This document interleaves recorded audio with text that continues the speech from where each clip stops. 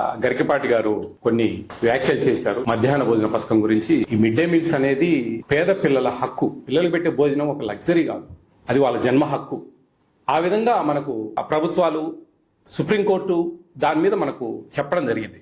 దీంట్లో ముఖ్యంగా 1960లో తమిళనాడులో ఈ మధ్యాహ్న భోజన పథకాన్ని అప్పటి ముఖ్యమంత్రి వర్యులు కామరాజ్ గారు ఆయన ప్రారంభించడం జరిగింది. దాని తర్వాత 1996లో మొత్తం ఇండియా అంతా ఇంప్లిమెంటేషన్ చేశారు. అప్పుడు 1 to 5th వరకు మాత్రమే మధ్యాహ్న భోజనం ఇచ్చేవాళ్ళు. 2003లో పూర్తి స్థాయిలో 10th క్లాస్ వరకు, ఫస్ట్ క్లాస్ నుంచి ఈ మధ్యాహ్న భోజన పథకం అనేది అమలు చేస్తున్నారు. దీంట్లో ముఖ్యంగా ఆర్టికల్ 21 రైట్ ఆఫ్ లైఫ్ అని మన రాజ్యాంగంలో ఒకటి ఉందండి. దీనికి సపోర్ట్ చేస్తూ సుప్రీంకోర్టు చెప్పిన మాటలు కూడా దీంట్లో మిళితమై ఉన్నాయి.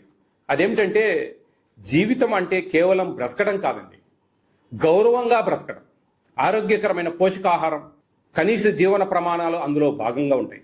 అంటే ప్రభుత్వం జనానికి రేషన్ ఇవ్వటం, పిల్లలకు పౌష్టికాహారం అందివ్వటం దానమో దయో అలాంటివి కాదండి, అది వాళ్ళ హక్కు.